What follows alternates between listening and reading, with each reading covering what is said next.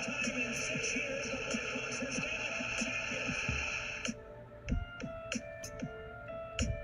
Sox fans have longed to hear it. The Boston Red Sox are world champions. This is going to be a tough point, but the Cubs, series. Brian makes the play. It's over. And the Cubs have won it all. 8-7-10. Woo! Welcome to the best damn sports podcast on the planet. This is Triple Shot Sports. I am your host, Brandon Combs. We are having a great Sunday. The Bears are 5-1. The Packers got dominated by the Tampa Bay Buccaneers.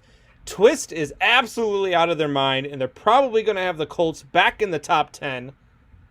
But man, oh man, do we have a whole lot to talk to you guys about tonight. It is an absolute insane week in the NFL. All sorts of things happened that I did not understand, and we would certainly get to all that. But first, I am joined, as always, by Hoffy. Hoffy, what's going on, buddy? Combs, what's up? You must be happier than a pig in shit. Your Bears got a W, and how about my Tampa Bay Buccaneers? Oh! Now they're your Tampa Bay Buccaneers because your Patriots got beat up by the Denver Broncos, huh? That's Bill's fault. But hey, we'll get into that. But you're going to be in an even better mood when my Dodgers come out and put an ass whooping on your Braves, though. How about that? Ladies and gentlemen, welcome to a Boston fan. Their team loses, they hop on another train. That's what they do. From Boston to L.A., let's go Dodgers. Hey, man, look, let's go Braves. Another Game 7 that we weren't expecting. I'm hoping that Atlanta and Tampa Bay were just trying to keep it going. But I think that, look, the Dodgers have the momentum. I mean, the Braves had a chance to put them away, and they didn't do it. This is the first time, I don't know if you knew this, but this is the first time that two teams are starting a rookie in Game 7 of an NLCS. It's going to be a hell of a day for former Boston athletes. Mookie Betts, Tom Brady. You just going with all the former ones, huh? Because your teams aren't looking too good right now. Hey, we're still the city of champions, just not this year. Yeah, absolutely. Hey, let's get into the NFL though, real quick. So, first things first, my picks with Professor Leonard. Right now we're 1-1. We've got the Kansas City and Buffalo at rest on tomorrow. I've got Buffalo +4. He's got Kansas City -4. I had Washington today. Washington did lose the game by 1, but I had them with +2.5. And then he had the Titans -3.5, and I was looking great in that game too, until there was like about 30 seconds to go in the game, and Tennessee decided to score a touchdown, tie it, and then ultimately win it in overtime. So, that's how it goes. It's first week I lost to him too because Connor James got caught at the 5-yard line because he ran out of steam. Even though the Steelers won that, I had them. I think it was like -9 or something like that, and they ended up winning by 7 instead of 14. But at any rate, we'll find out tomorrow who wins between me and the professor. But let's get into it here, Hoffy. I mean, you messaged me earlier. You were heated. Your New England Patriots get beat by the Denver Broncos. I did not see that coming. I want to ask you, because I didn't get to see the game. I was watching the Bears game, so I did not get to see the game. They were on at the same time. How did Cam Newton look on the sidelines during this game? Did he look like the Cam Newton of Carolina, or was he still kind of adapting to that New England Patriots, hey, pump up the team, tell them, hey, we've still got this, and trying to do everything he could do? They just couldn't get it done. There was a point where they showed him on the bench, and he definitely had what I would call that Carolina Newton look. But it quickly, his next series he came out, and that was the best series that they put together all game. So I don't think so. I mean, he was 9 of 11 at one point to start the game, but Julian Edelman has not been the Julian Edelman of old, and that started last year. It's when you don't have any other receivers to help him out, you can game plan for him. Right. Sony Michel, which I'm not sold on him. We'll get into that. He's out with, the Rona, and he's on IR with an injury. So it's, I love Burkhead and, White, but they're third down backs. They're not your running down back. So when you got them in, it's really easy to game plan when you know what's what's coming. And that's not the Patriots of old when you had Gronk, you had Edelman. You had those two backs. You had, a solid running back, and they don't have that talent. And, their young talent needs to step it up for sure, because they're all, a lot of their draft picks. Well, that was the thing when they got Cam Newton. Look, a lot of people were talking about how, Stidham was this thing. I know Wayne G of Infinity Sports, I thought he was out of his mind. He said with Stidham they were 11-5, and with Cam Newton they were 6-10. I didn't think with either one of the quarterback. I thought they would be better with Cam Newton than they would be with Stidham, but I still felt like they didn't have enough weapons. And then when you started losing all of your defensive players, who decided to sit out because of COVID, you lost your two key cogs of your defensive wheel. And so I really thought that they were going to struggle. So when they came out of the gate like they did, I was impressed. And now they're sitting there at 2-3 after a loss to Denver. Granted, you give them the benefit of the, we didn't get to have, a practice for 2 weeks, or maybe one practice in 2 weeks. But you don't like to make excuses. It's the NFL. You've only got 16 games. You've only got, what you can do. And we all knew heading into the COVID that things were going to be different. And you were going to have to do things that you had never done before. And out of all the teams in the NFL who I thought were built to endorse something like that, it would have been a Bill Belichick-led team. And they looked awful today. Yeah, their offensive line did not show up today. I don't know if they decided to all stay at home because they felt that the Rona was in the building and they don't want to catch it. But yeah, they're Cam Newton didn't have more than 1.5 seconds, and we talk about Brady being the GOAT, and I think even if you put Tom Brady on this roster with the offensive line that they have, they might have one win this season. I don't think Tom Brady would even be able to get him out of this hole with the way they're playing. And for those of you that don't know, Hoffy lives with Bob the Builder. So that is the banging sound that you're hearing. He lives with Bob the Builder. Bob the Builder is building things. Yes, she can. But no, So at any rate, the New England Patriots are one of those teams that I feel like may have been blowing smoke through the first 2 weeks. I mean, as a Patriots fan, do you feel the same way? I mean, after that Seattle loss, I thought, okay, they can maybe they can hang, but I have a lot of faith in their secondary, which I've been, for the past couple of years, I've said no. But that defensive line, besides Chase Winovich, I didn't see any of them show up today either. Chip Cannon says people from New England like Hoffy are used to jumping from train to train. Keneal Harris, Zachary O'Brien says Keneal Harry too. Who?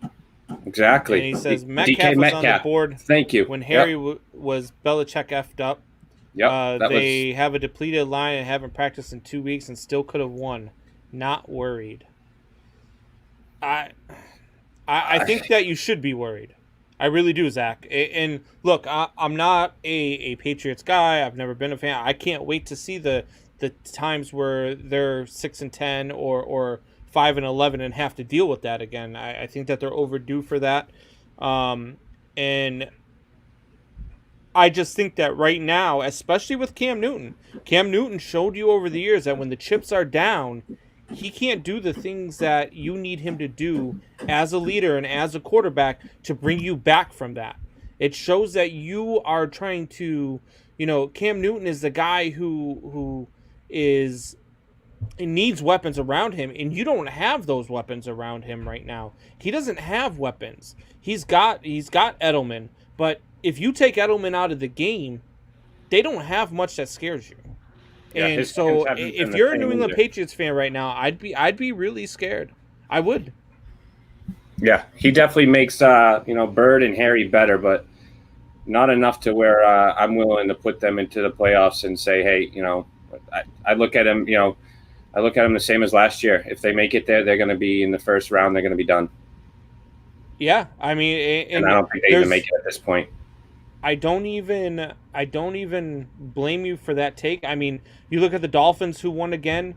The Dolphins right now are 3-3, so they're ahead of New England by a half a game right now. And New England's schedule, the next 3 weeks is 2 out of 3 winnable games, and you got the Bills, which is going to be a telltale game. You got the Niners next week. You got the Bills. You should beat the Jets. But then you get the Ravens, the Texans, the Cardinals, and the Chargers. So right now you're in win mode. You must win these games against the 49ers, the Jets, and the Texans. You expect to probably lose to the Bills. The Bills are a better team than the New England Patriots. And you expect to lose to the Ravens. But you've got to beat the 49ers. You better beat the Jets. If the Jets come if you go to New York and the Jets are still winless and they beat you, yeah, blow it up. I'm retiring from the show. I don't blame you there. I mean, look, the Patriots have been that team, that dominant team, and I laugh and laugh and laugh because week to week it's different. So the people who were on the Tom Brady train of he's a system quarterback that are on that side, when the Patriots were going good and the Buccaneers were, having ups and downs with Brady, starting off with, again, no preseason and just starting off learning a new system with Tom Brady, and they were having ups and downs. They're all like, told you Tom was a system quarterback. Well, what do you got to say now? Because the Patriots just laid a duck to the Denver Broncos, while Tom Brady and the Tampa Bay Buccaneers went out and absolutely dominated who everybody was talking about, including myself, was the best team in the NFC in the Green Bay Packers. The turnovers helped him. He threw for less than 200 yards, I believe. Yeah, no. I'm giving that W to the Bucs defense. As much as I want to, pimp my boy Tom. Hey, which I've been saying he's been looking old. But a win is a win, correct? I mean, correct, you're going absolutely. out there and a win is a win, and especially in the NFL. And that's where I get, when people are like, oh, well, they're the worst 4-0 team, or they're the worst 5-1 team. I'd rather be the worst 4-0 or 5-1 team than to be the best 2-3 team. Tom's a better quarterback, but I want Cam Newton on this Patriots roster over Tom Brady right now, because Cam Newton will at least scramble and get you 40 yards. Tom Brady would have gotten absolutely beheaded today. Hey, I mean, Cam Newton almost got beheaded today. Exact. That's what I'm saying. So, but it's not behead the goat. We'll Yeah. sacrifice another sheep or lamb before we sacrifice the goat. Yeah, but then again, if it's Tom Brady, some of those may be penalties. Yeah, I mean, let's be real. So, all right. So, here's onto another team, the Minnesota Vikings. How the hell did so many of us miss on the Minnesota Vikings? I had them winning the division.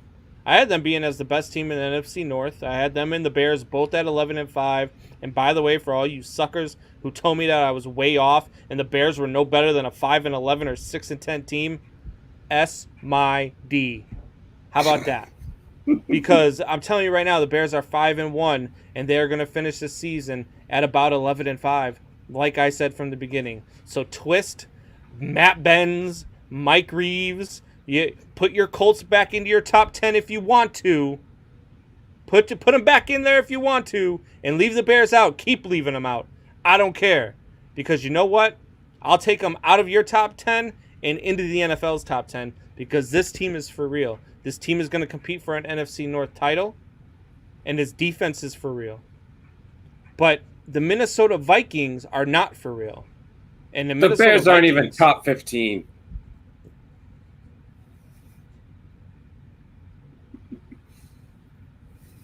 Anyways, so Twist isn't here. I got to stick up for him. The Vikings, they're watching. I guarantee you they're watching. They're waiting to see what they're going to say on Tuesday if they show up again, pussies. But the Minnesota Viking, I don't understand where with the Minnesota Vikings people are coming out with, you should have seen this coming, because you shouldn't have seen it coming. The Minnesota Vikings have weapons. The Minnesota Vikings have talent. The Minnesota Vikings are really, really good on paper. How the hell are they 1-5? And then I don't understand it. And then they don't even show up today against the Falcons. Yeah, I really don't understand, what the hell is going on there. I think that the way that we missed on the Vikings is a lot of ways people missed on, a team like the Titans and thinking that they were going to have a down year. I had the Titans winning their division at 9-7. They're 5-0. I mean, the way that they came back on the Texans today, the Texans were handling them. The Texans looked really good, and then out of nowhere, the Tennessee Titans come back and win that game. The Titans are for real. And not only did you get beat again as the Minnesota Vikings, but you got beat by the lowly Falcons, who have not done nothing all year long. The defense hasn't done nothing all year long, and you didn't even put up a point until the third quarter. And they just fired their coach. Yeah, there's no fight left in this Minnesota Vikings team. They're done. They're like, are you tanking for Trevor Lawrence? Like, I don't know what the Vikings are doing, because I don't understand how they are so good on paper but so bad on the field. I don't understand it. Did they let go of their coach? During the season, obviously, I think he's gone at the end. Yeah, I mean, you got to do something to turn it around, right? And that seems to be the trend that these teams are doing. I mean, we saw it with the Falcons. We saw it with who was the other team that let go of their coach? Jesus, who the hell was the other? The Texans. We saw it with Bill O'Brien. Yeah, we saw it with the Falcons. I mean, Detroit. You know, you can make a case that they need to do the same thing. Not a lot of teams do it, and we've already had 2 teams do it. And before week 6, I should say, 2 teams have already let go of their coaches. So if I'm the Minnesota Vikings, I mean, why not make a move?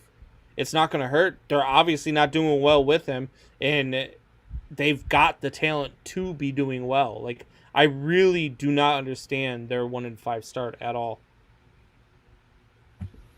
All right, so then we got moving on. Looking at, I mean, the Steelers looked really good today. I mean, I thought the Browns would at least show up, and the Steelers just absolutely dominated them, 110% domination. We figured out which Super Bowl the Browns are going to this year. Yeah, the toilet bowl. Mm-hmm. Right down the shitter. Look, the Browns are. They're that team who you don't know what you're getting week to week. They could win big, or they could lose big. They could play you tight, or they could lose tight. Like, they are that team that you don't know what you're getting week in and week out from them. And I think that that's going to be their identity. They're bipolar for the future. I don't understand. I don't see how they do it. Ryan Lawless says Tua time. Really? Tua. Fitz magic. I mean, I don't know if you want Tua in there just yet. I mean, they just went in, smacked down the Dolphins. Fitzpatrick, threw for 191 yards and 3 touchdowns. I mean, granted, it's the Jets, but I mean, you're 3-3. I can't wait for Tua, but not yet. You're 3-3 time. You're 3-3. You're ahead of the Patriots right now. It's definitely not Tua time just yet. I don't think. No, not yet. How does COVID play into the conversation of Tom and Bill without one another? I don't think that COVID plays into any of the conversation with Tom and Bill without one another. I think that out of the teams, and I just said this a little bit ago, Ryan, I think that out of all the teams with COVID and with all the things you were going to find with, all the distractions of COVID, whether it's no practice within 2 weeks, whether it's no, whatever the case is, if you have to move around, shuffle games, you don't know who your opponent is week to week, whatever. I thought of all the NFL teams, out of all 32 teams, the Patriots and a Bill Belichick-led team were the most fit to deal with that. And so the fact that they weren't ready and the fact that they lost that game today and they looked horrible, I mean, it surprised me. I think that Tom benefited today from a really good performance from his defense. And, I mean, look, I think a lot of people want to talk about Tom and Bill and who was better, Tom or Bill. How about this? They were both the greatest of all time at their position. Mm-hmm. Bill's the greatest coach of all time, and Tom's the greatest quarterback of all time. Why does one have to be better? Why does one have to be the reason why they won? How about they're both the reason why they won? And that's something that fans outside of New England don't want to seem to talk about, and then even fans inside New England don't want to talk about. Fans inside New England want so badly for Tom to go to Tampa Bay and not do well, because he's no longer in New England, and they want Bill Belichick to show he's the reason why they were winning. Well, they were both the reason why they were winning. Yeah, just look at him against the Bears, and he's holding up 4th down on 5th down. That doesn't happen with Bill Belichick. So you got Bill's brain. He's looking out for all those small things. Aaron Rodgers today, there was the delay game, and he looked around like, oh snap! Like he completely had no idea what was going on. And that's where your coach comes into play, and that's Bill for you. Right. And how about this analogy? Tom Brady was Bill Belichick, or even vice versa. Bill Belichick was Tom Brady's Scottie Pippen to Michael Jordan. Absolutely. They needed one another to win. That they weren't going to win without one another, and they needed each other to win. And each one of them being on the same team took it to that next level. Tom Brady is his own player with Bill Belichick's brain, and that's what was able to help them mesh so well. So yeah, absolutely. The Braves are already up on the Dodgers 1-0. There are no outs in the first inning. Acuna led off with a double, then a walk from Dustin May. Oh, he finally showed up. So, what's that? Like his 5th hit? Who's that? Acuna? Yeah, he hasn't been showing up. He needs to show up today, but Seager's been He's hot up now. Like I said, Mookie Betts is going to shine tonight. Jock Peterson. Telling you, the Dodgers. I've been calling on the Braves the whole series, but I think the Dodgers offense today. You can't go 4 straight games in the Braves to win the series. I know you can't go. This Anderson kid's not going 4 straight games without giving up a run. Never mind, getting 4 W's for his team. I don't see it happening. The kid is hot. The kid is on fire, and no matter your age, no matter your experience, when you're good, you're good, and when you're hot, you're hot. And if he stays hot, there's no reason why he couldn't do that. You and your team were hot until Ryan Lawless started pitching, and what happened there?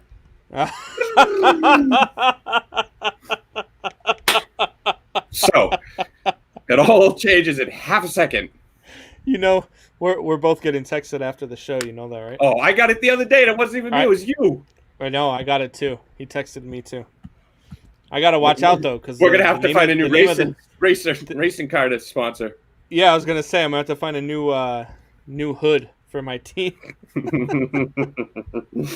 Oh man, I can't believe you ain't first, you're last. Hey, he won me a state championship, so I'm not gonna complain. Yeah, hey, look, Ryan, we love you, and it's all in good love. And when it's me and Hoffy, I mean, why would you expect any different?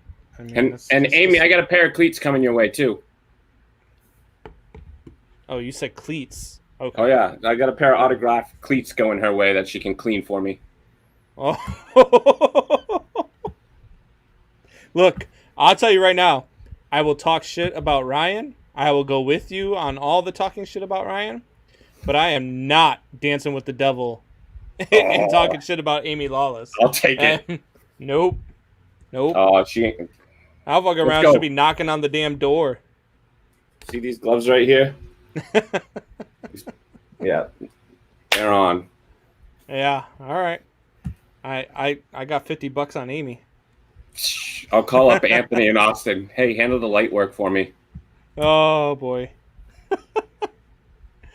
All right, so look, you had all the the surprises with the Buccaneers. I did not see them dominating. The way the Lions beat the Jaguars was impressive. I thought that the Jaguars were better suited to go ahead and run with them. I did call the Lions in that game. The Lions were a better team, but I thought the Jaguars could at least hang with them. Then you had the Steelers, and what another one that surprised me was how well the Eagles came back on Baltimore, and I'm not sure if that's when Baltimore, took the foot off the throat and just allowed, some Eagles touchdowns, but I mean, Eagles are 1-4-1, and that the NFC East is in shambles, and if the Cowboys lose tomorrow night, man, I don't know what to tell you, but I'm telling you right now, if the Cowboys lose tomorrow, we are looking at a 6-10 team in the NFL playoffs. Was 21-10 team. 21 of 40 and 2 touchdowns and 213 yards enough for you to say Wentz needs to keep his job? or you still want Hurts? Who? Wentz? Yeah, Look, in Philly. yeah, I mean, if he figures it out and he can be the Carson Wentz that he is No supposed to picks. be, then I'm all right with that. You know what I mean? Like Carson Wentz to me isn't one of those guys, and I don't think Jalen Hurts is the answer. I don't think Jalen Hurts is the savior. And if Carson Wentz can figure it out, then Carson Wentz can figure it out, and this team could be the team that wins it at 6-10, or actually they'd be 6-9-1. Don't count Red Rifle out. He's going to take this division. They lose tomorrow to the Cardinals. Oh, come on, have some faith in your brothers. They lose tomorrow to the Cardinals. Look, I do have faith in my brothers. I do not have faith in Andy Dalton. I just don't. You've got no faith in the Cardinals QB either. You've been saying he's a bust. Kyler Murray? Yeah. Kyler Murray's better than Andy Dalton. Well, of course he is. I certainly hope so, but you still got to not numbers wise, not stats from what they put up, but you still got a better team on paper. And do they show up for? I think Arizona wins that game easy because now you instead of worrying about Dak getting it to CeeDee Lamb and getting the ball to to all of his weapons, the only thing you have to worry about now is Zeke. Contain Zeke and shut down Zeke, and you're going to shut down the Cowboys because Andy Dalton's going to get his completions, but he's also going to make his mistakes. Andy Dalton is going to throw interceptions, and he's going to throw them in bad times, and that's what he did in Cincinnati, and that's what he's going to do here. Look, the game plan has to be for the Arizona Cardinals, for anybody playing the Cowboys going forward, make Andy Dalton beat you. Just make Andy Dalton beat you because he won't. That's just. I mean, if they had an offensive coordinator that knew how to call a game, I'd say. But yeah, I mean, he's probably not going to put his quarterback in the right positions like other teams. I mean, just look at the Broncos game today. It shouldn't have even been as close as it was. That Broncos team should have been running the ball, Yeah. And first down and 10, and all you got to do is run the clock, and they throw a punt pass interception. What are you doing? Yeah. And that's my thing that's been my thing with the Bears. The Bears are 5-1, but there's been some strange freaking play calling down the stretch with a lead. So last week I was yelling and screaming at the TV, and the Bears aren't running the ball. They're passing the ball on second and 3 or something like that, with under a minute to go, and the other team still has timeouts left. Why are you passing the ball? And they did the same thing again today with a lead on 3rd and 2 or 3rd and 3. Instead of running the ball, you pass the ball, and they only took 15 seconds off of the clock in a drive. And you gave the team another chance to come back and win. Granted, it was Teddy Bridgewater. Granted, it was the Carolina Panthers. Granted, you're doing the things that you're trying to win the game, but it's just bad play calling. It's bad clock management. Mm-hmm. I don't understand it. I don't get when teams. The Broncos running back had 100+ yards, and why not just continue to feed him? I mean, he's getting you first down after first down. Yeah, for that game to even give Cam Newton a chance. But what's going on, TJ? Cheers to you as well, sir. Mr. Texas A&M here, and they had a game this weekend. And they did not do well. How about that Notre Dame game? Did you take a nap? What's that? Did you take a nap during that Notre Dame game? I did not. But Notre Dame always seems to have those games against teams that they should absolutely blow out. Now, I was wrong. Texas A&M won this week. It was last week that they lost to Alabama. But yeah, no, lose to Alabama. The Notre Dame game against Louisville, that's just one of those teams that they should have just. I mean, it shouldn't have been close. I mean, it should have been a Clemson Georgia Tech type score, and for whatever reason, Notre Dame always seems to lay those eggs, and a lot of times they'll lay those eggs and they'll lose. But they found a way to pull this one out, so I'm happy about it. it's Notre Dame. I love Notre Dame. I'm a fighting Irish fan, but I don't, I still don't think that team can compete with Clemson, Alabama, Georgia. Those teams are just on a different level than what Notre Dame is. So. And your boy Cole out of Notre Dame had himself a touchdown today too. Yeah, Cole Kmet with his first touchdown of the season. I'd have taken him over Duger too. Career. Yeah. Another one of Bill's fuck ups. Yeah. Oh man, you are all over Bill Belichick right now. Or Smith, and the year before that, going to the fucking Vikings. Been looking for a tight end. Let's just find one in the 6th round every year, because that's going to happen. Yeah. Well, I'm surprised that they didn't end up with Everson Griffin. I'm surprised that there were a lot of defensive things that would have just put them over the top as the best defense in the NFL, even with as good as they already were. And they just didn't make those moves. Everson Griffin was a beast. Mm-hmm. Yeah, no. That's all that matters. But no, I feel like there's always moves. That's Bill Belichick's MO. Bill Belichick does not take draft picks for some reason. He likes to trade all his draft picks.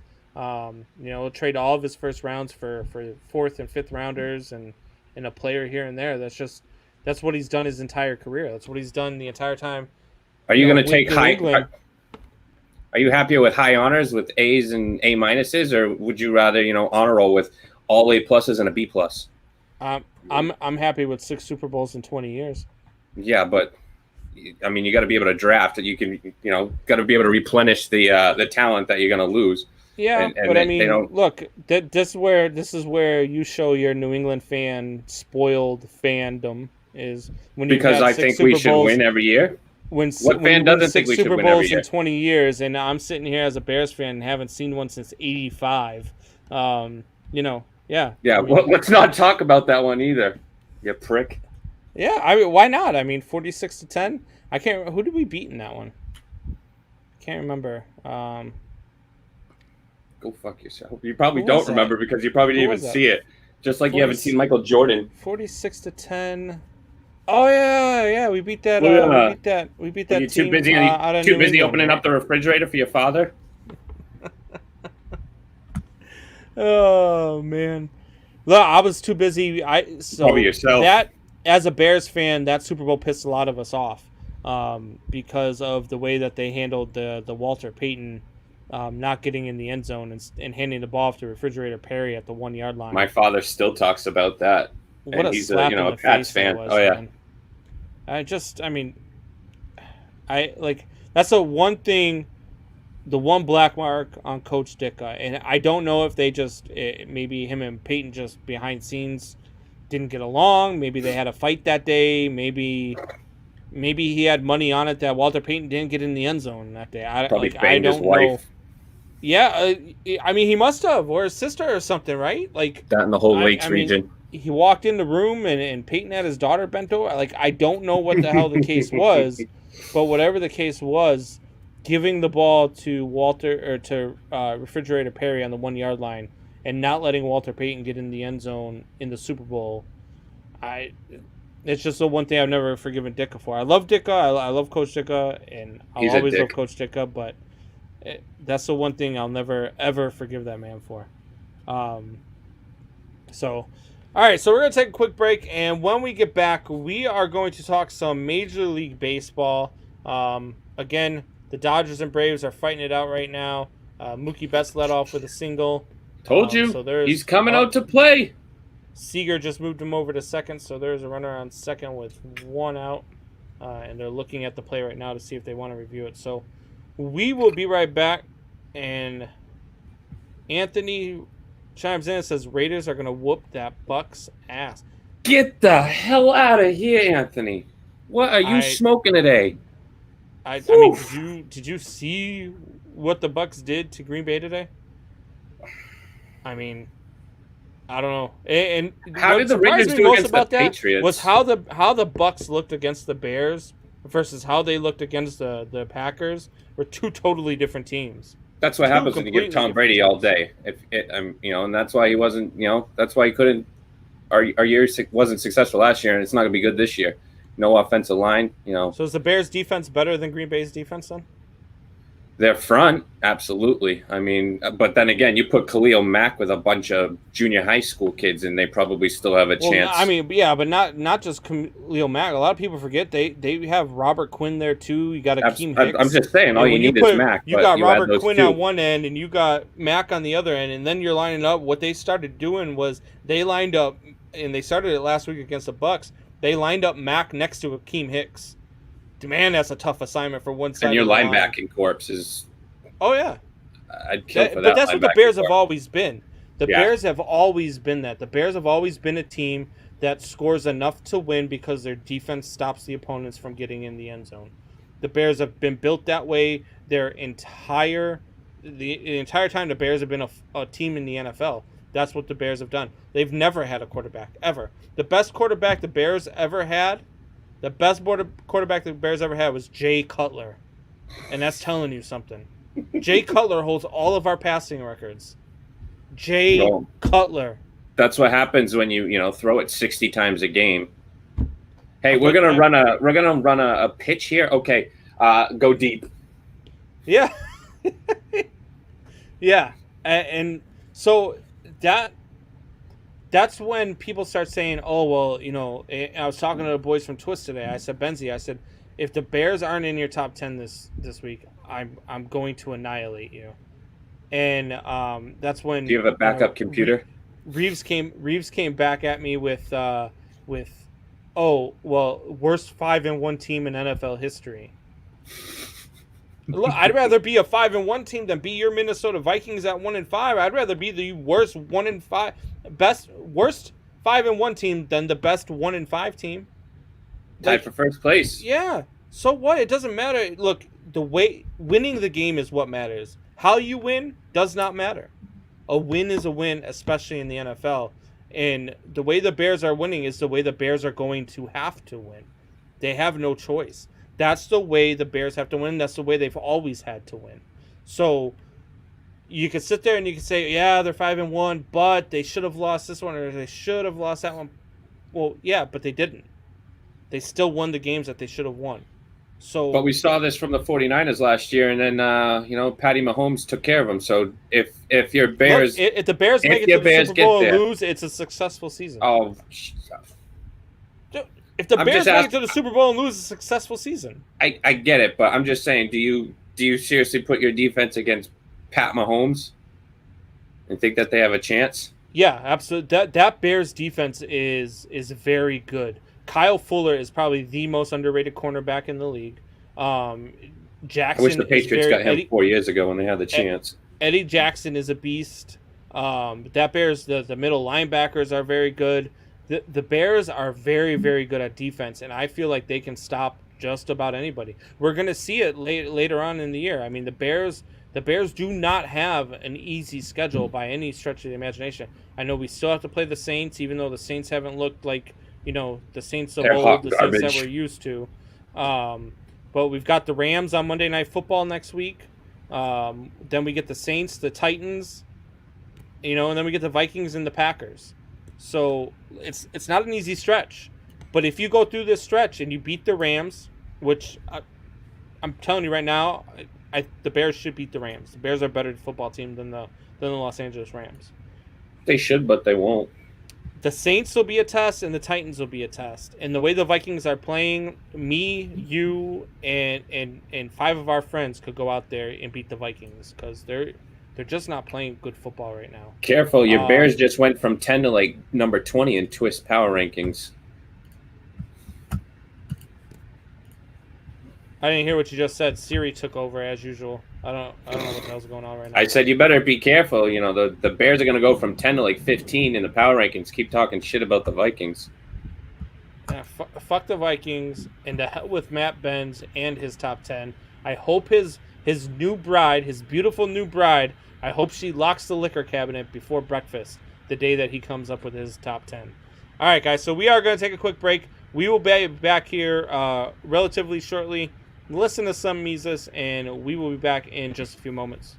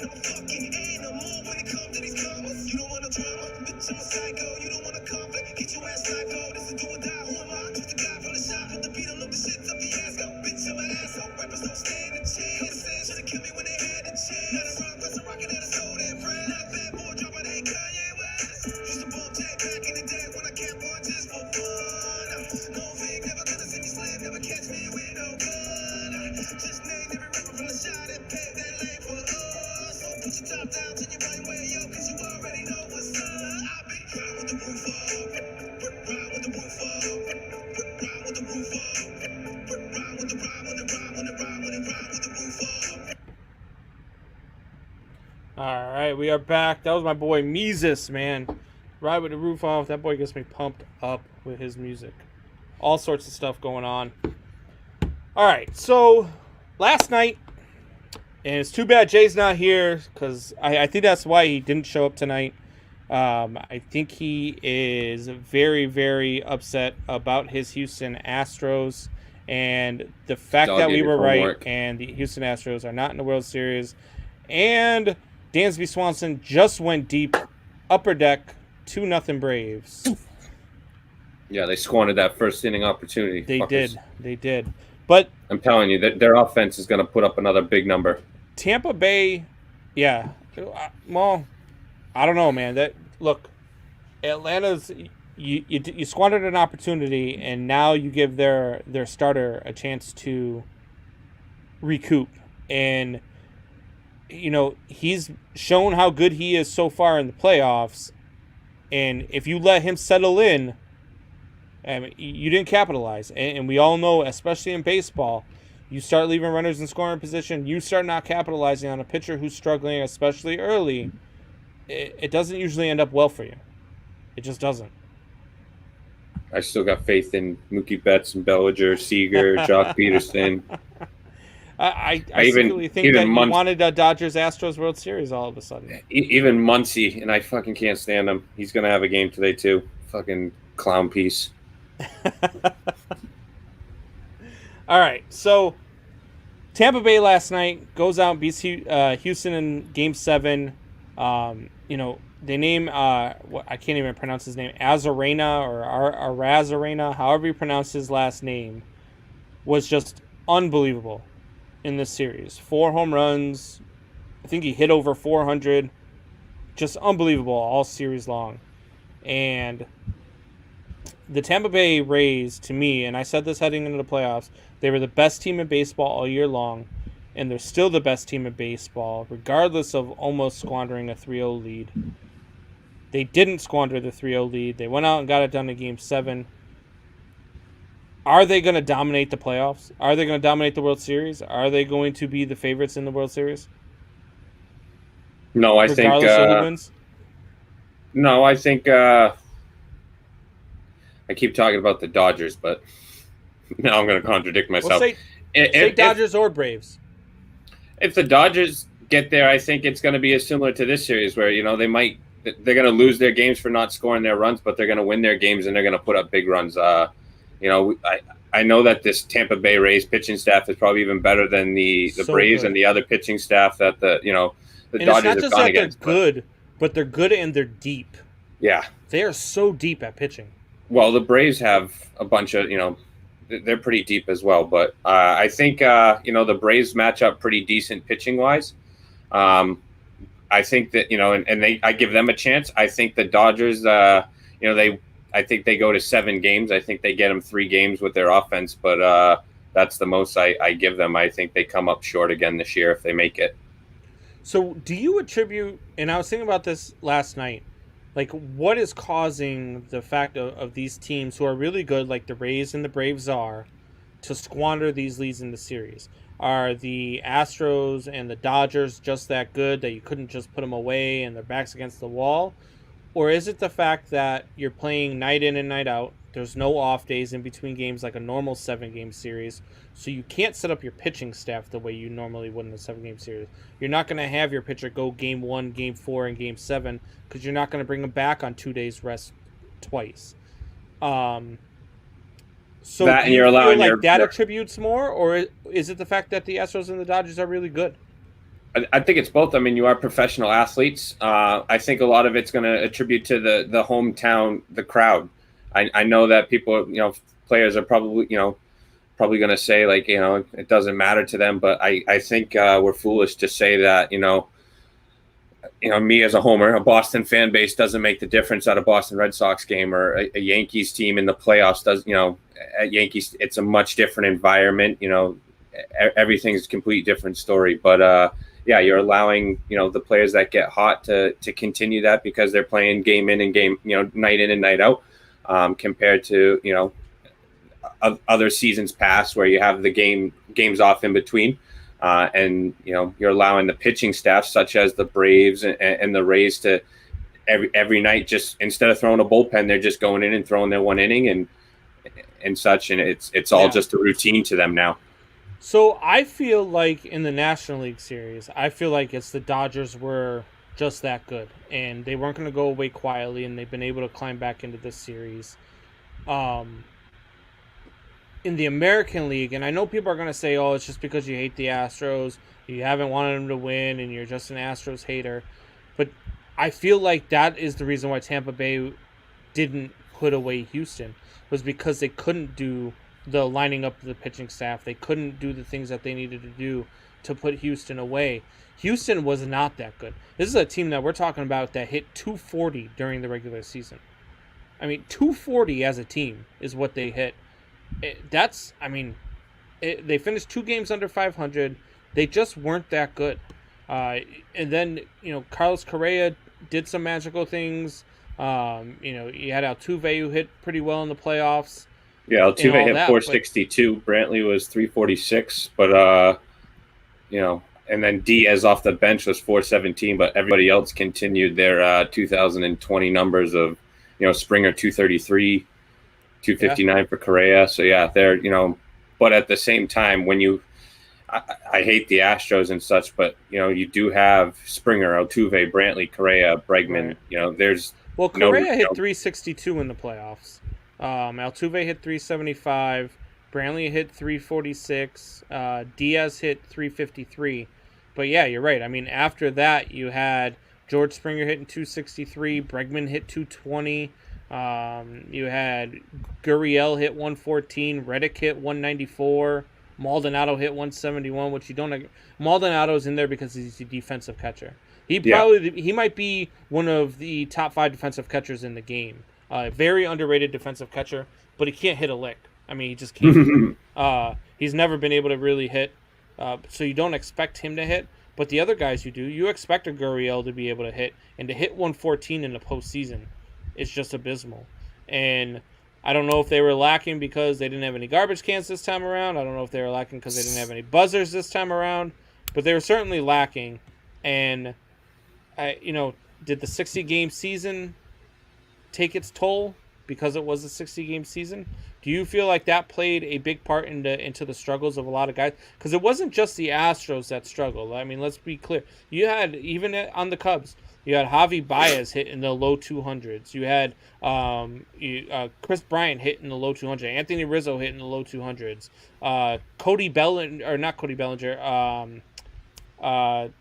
Christian Yelich hit in the low 200s this year. You have some really big names doing really good offensive things in years prior, hit really, really low in the 60-game season. Do you think that had a huge effect? Yeah, I look at this season and I don't know how you don't put an asterisk mark next to the whole season, just because everything about this whole season was not normal. It was a complete new routine. you know, it was all just kind of thrown together, and it was night in, night out. You know, you're playing ball, and it's a 60-game seat, you know, whatever amount of games it was. You know, that's 100 games shy of what's normal. So yeah, I think you have to look at this season and just kind of throw it all out the window and just, you know, were people training in the off, you know, was Christian Yelich able to do his normal routine in the off season, or was he just kind of stuck at home and whatnot? So yeah, I don't think this season counts for stats overall, kind of per se. I had a conversation with Soup Boss probably about 2 months ago now, and the season was about halfway through, and Baez was struggling, and the media had asked him, hey, you know, what do you attribute your struggles to this season? And he said the fact that we can't use in-game technology anymore. So because of the Astro scandal, they stopped allowing teams to use tablets to watch their previous at-bats, and they did a whole lot of things where you couldn't use video replay anymore to help yourself. Mike and Mike, what's going on, guys? Good to see you guys in the booth. Look, I watch Mike and Mike all the time. Mike LeBlanc was back on the show, looking better than ever the other day, and he was taking Michael Buckheister to school, and he is much smarter than Michael Buckheister, just so everybody knows. But at any rate, so we were talking, and Javi Baez says that, you know, when you... And I felt like it was kind of a cop-out for Javi Baez. But at the same time, when you've got these guys who have come up through the ranks, and I know back in the day, Pete Rose didn't get to use iPads, and these guys didn't get... But these guys coming up do. And it's been a part of their game since they were kids now. Because, you know, that's just the way technology is now. Technology is more advanced than it was way back in the day. So when you become a creature of habit, and that's what baseball is, and you know that just as well as I do, that baseball more than any other sport is a creature of habit sport. That's why you have guys who have to do the same thing as they go on the field, come off the field. There's so much superstition in the sport. And when you've got guys who are used to being able to look at in-game footage as to how a pitcher approached their at-bat, and now you take that away from them, you take away an aspect of the way that they study the game, and they're not able to make the same in-game adjustments. So do you agree with what Javi Baez said, or do you say, you know what, suck it up and figure it out? Both. You know, I, like you said, I'm a creature of habit as well. You know, every game I stretch, I run down the foul line to the fence, come back. But at the same time, like you said, we have all these, these media outlets nowadays. So you have YouTube. So, I mean, you're not going to get your last at bat, coming in the first inning of the game, and it's now the fifth inning, but you can still, get prepared before the game starts and look at what this pitcher is going to be, what he's got, what his stats are, and just kind of, study off of what film you do have. But if you're taken away from, your in-game, footage and whatnot, I do understand why that would throw players off and they would have a down year, especially with everything else that's going on, all the other changes thrown at them. But at the same time, you're a professional ball player. You've been playing baseball your whole life. So, I mean, to say that you can't hit a fastball or whatnot is, dead wrong. Yeah, I mean, look, I feel like a major league player should be able to make the adjustments without looking at the film. But at the same time, I understand. Like I tell my kids all the time, like when I'm teaching, like I coach hockey and I coach baseball. And what I would tell all my kids is go play a video game, especially in hockey. I say, if you want to learn all the rules, you want to know what icing is, you want to know what offsides is, go play NHL on whatever you have, Xbox, PlayStation, whatever it is you have, and turn on all the rules. Don't turn off anything. Don't make anything easy mode. Turn on all the rules and play with that, and that's how you learn. And it's the same thing that you just want to express to these guys. You know that you're using the technology. You know that you're doing all this stuff. But by this time, as a major league athlete, you don't need the same things that you needed as a little leaguer. You don't need the same things that you needed as a minor leaguer. If by now you can't make the adjustments on your own, you should be able to make the adjustments mid at bat. Like I can tell you right now, when I was growing up as a kid, I couldn't tell you whether or not the kid coming at me was going to throw a fastball or if he was going to come off speed or whatever the case was. But now, 9 times out of 10, I can tell you what the pitcher's throwing next. Because I watched the game, I studied the game. There's no reason why me sitting at home, Joe Schmo sitting at home watching the game can say, yeah, he's coming with a changeup here. Yeah, he's coming with a slider here. But you, the Major League ball player, in the middle of your at-bat, don't understand that? Then it's not about in-game video, and it's not about in-game. It's about the fact that you don't understand what the pitcher is coming at you with. I think we see that a lot with the NBA 2K. I mean, we saw that with the shutdown this year. They had that huge, tournament where they had all the players, playing and such, and they all do that NBA 2K. They make their own player, they play it and such. So I feel like the NBA players are doing that constantly and playing that video. They talk about it a lot. LeBron James is a huge. He talks about how he, that's how he kind of builds his teams, how he like puts the players on the video game around him and whatnot. So yeah, and I do the same thing. And I go look at the Devil Rays pitchers and see who they got and the stats and what pitches they have just to so when we're coming on the air and talking about stuff, that's all as well as ESPN and everything. But I mean they're given the same tools we are, and we're here on the show talking numbers and whatnot. So how can they not have that same? And that's the thing. To me, like, you're the one getting paid millions and millions of dollars to make in-game adjustments. I'm just Mr., doing a podcast for free. After working 40 hours a week. Being able to tell you what is coming next. And if you don't know what's coming next, that's a problem.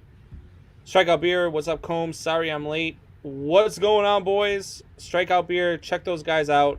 Great show, great stuff. I'm going to be on there middle of November. Talking some beer with them, talking some sports with them. So check out that show.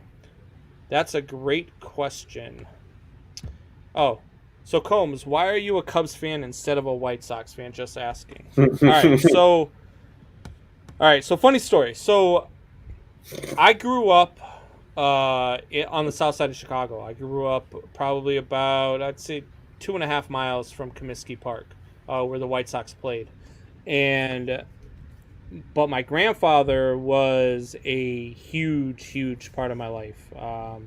My grandfather was my hero. He was everything that I looked up to. He was everything to me. And he was a Cubs fan, lifelong Cubs fan. He loved the Cubs. He loved Ryan Sandberg. As I was growing up in the 80s, and he was he was my grandfather. He was everything to me. My papa, I loved the man to death. He passed away my freshman year of high school. But he brought me up as a Cubs fan. He loved the Cubs. He loved Ryan Sandberg. And so I got into it too with him, just watching the games, watching all the games with him, enjoying everything about, having that relationship with him and being able to relate to something. Is every reason why I'm as big of a sports fan as I am now, to the level that I am now. I owe all of that to him. I attribute to all of that to him. I have his initials tattooed on my arm. He's somebody that I carry with me every day. And so that is why I am a Cubs fan and not a Sox fan. I do not hate the White Sox. I tell people this all the time. I like messing with White Sox fans. I got a lot of friends who are White Sox fans. My girlfriend is a White Sox fan. Her dad is a White Sox fan. I love messing with these guys. I love, giving them crap back and forth, especially when the Cubs are playing the Sox. But I don't hate the White Sox. I don't wish bad on them. I think I picked the White Sox to win their division. I picked the White Sox to shock the world and go to the World Series ahead of the playoffs. I'm not afraid to pick the White Sox when they're good. I can tell you that they're good. I hate the Cardinals, and I hate the Brewers, but I do not hate the White Sox. I'm just a lifelong Cubs fan, and my grandfather is the reason why I am. Sounds like a great man. May he rest in peace. But I'm sorry that he brought you up as a loser. Yeah. All right. Then. Did he at least get to see him win? Mike and Mike says, "Peeps, come to YouTube. 5 subscriptions away from getting free stuff." Yes, look, guys, we are 5 subscriptions away from having 100 on YouTube, and I've made promises to give stuff away.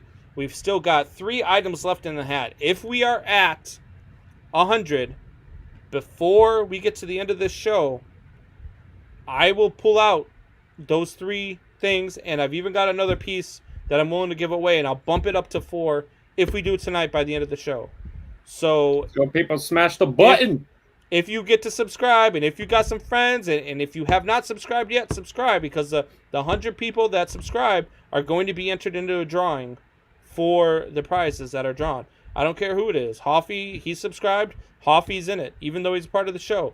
Everybody's in it except for me. I'm one of the subscribers as well. I'm not in it. But everybody who subscribes is in it. And it's going to be a random drawing. We're going to air it live. So everybody subscribe. Strikeout Beer, you want me to subscribe? I have like 5 pages. Yeah, if we you do. want to do it, hey, look, Smash they'll all get in. Every single one of your pages. Look, we've still got. Let me see what we still got in the hat. I can't even remember what we still have. Oh, don't stand up. We don't want to see that. Get out of here. You've been hitting the gym. You already look like you're getting some, some buff to you. Hey, the arms have always been the arms, buddy. The arms have always been the arms. Curls for the girls. All right, so here's the 3 items that are still in there. We still have the Calvin Ridley jersey. How did that? No, the Ridley was out. I think my girlfriend messed everything up. Oh, way to go, Michelle. She went and cleaned up, and now there's more stuff in the hat. Stay out of the man that cave. Shouldn't be in the hat. The Lindsey helmet was definitely still in there. The Lou Brock jersey was definitely still in there. The Mauer ball was not. I'm desubscribing. The Vic jersey was the other thing. Oh, I'm back in. So right now we have the Atlanta Falcons Vic jersey. We have the Lou Brock Cardinals jersey. And we have the Philip Lindsay Broncos helmet. And I just got a piece in today. I am not sure who signed it. But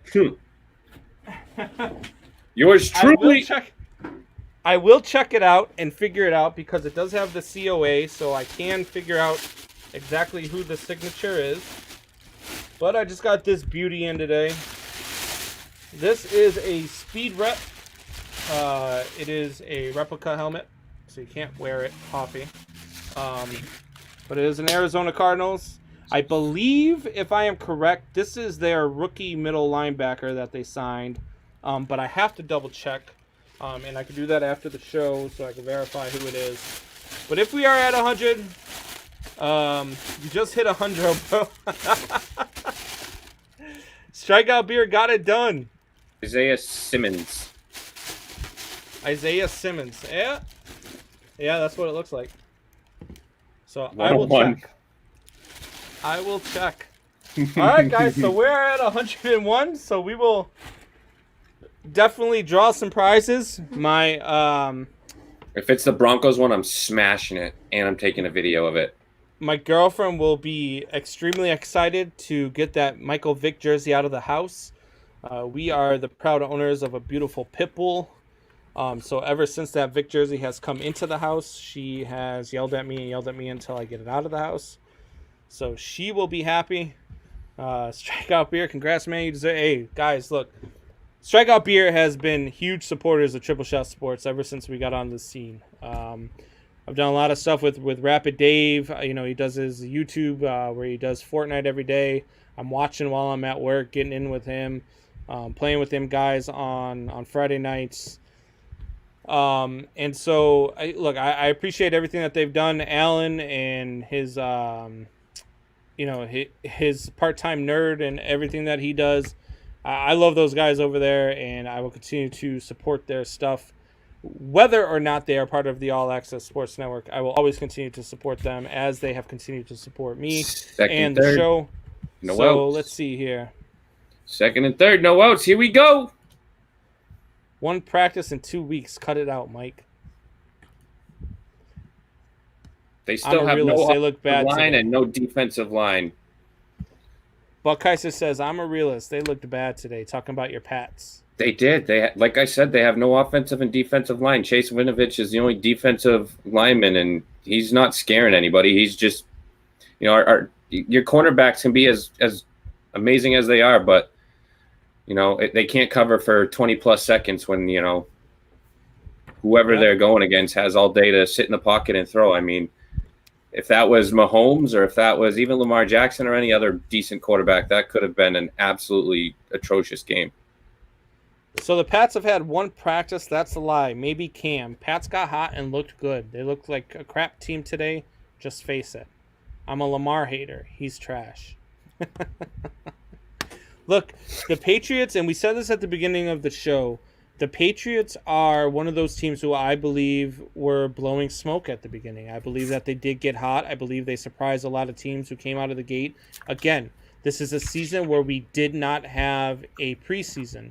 So teams, especially the Tampa Bay Buccaneers, who came out of the gate and did not look very impressive through the first 3 weeks, just came out and absolutely dominated who everybody was thinking was the best team in the NFC in the Green Bay Packers. And without, you could attribute to whatever. You could say anything you want about how starters don't play in preseason anyways, or this or that. The preseason is still there. And the preseason is still allowing you to do the things that you need to do to grow as a team, especially when you're in a new system. The Patriots jumped on a couple of teams that just weren't ready for them.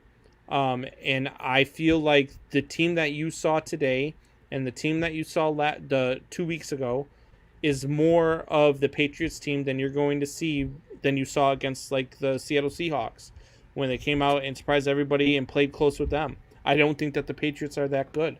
I didn't think they were that good from the beginning. I had them at a 6-10 team.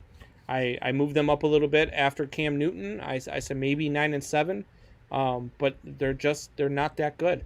And Michael Buckheister, who wants to talk trash, Michael Buckheister also said the Detroit Lions were going to win their division at 10-6.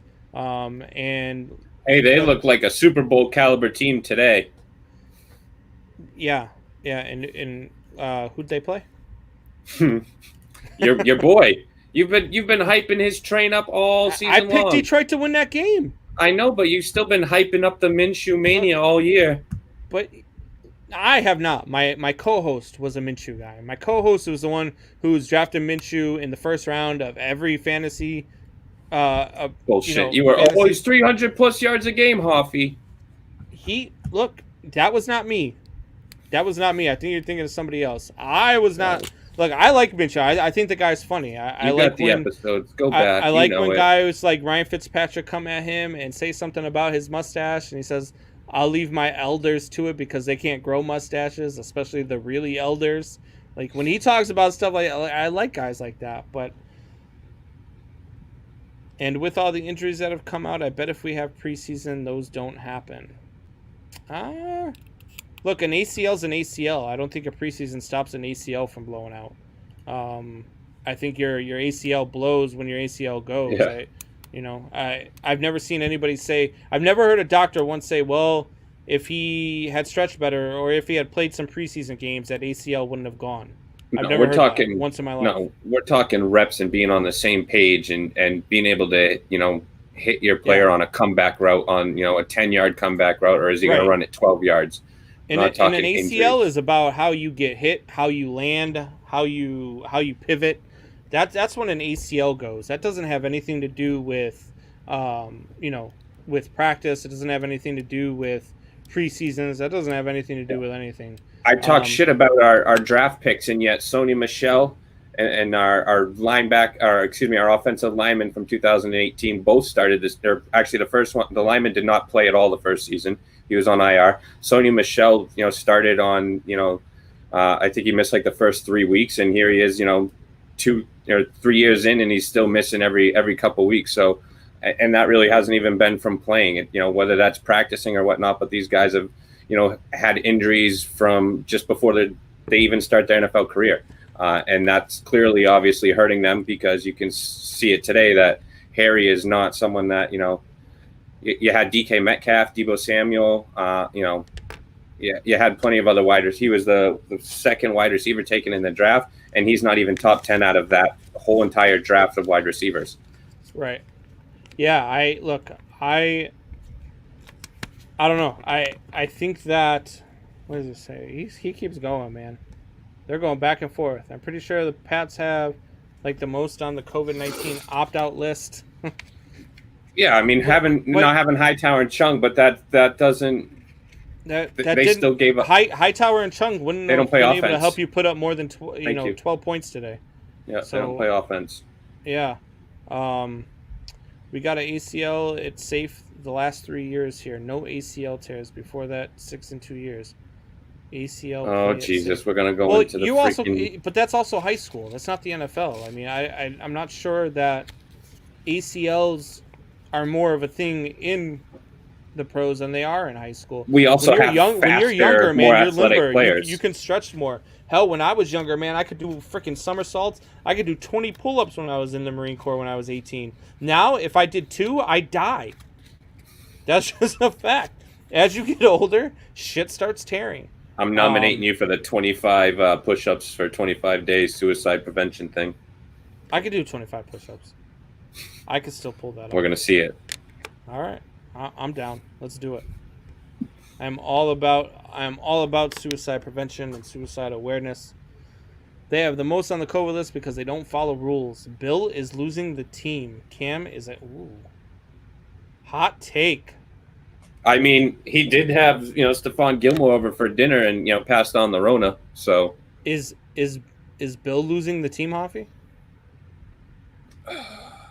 I don't know. I think you're always going to have in Bill we trust, but like I said, I wonder about these older players as McCourty, Hightower, these players that were top draft picks and have been there, done that, and continue. I wonder if they're gonna say, hey, shit, maybe I'm not gonna finish out my career here, and such, because it doesn't seem like this young talent is gonna be able to help them out, and I don't see their draft.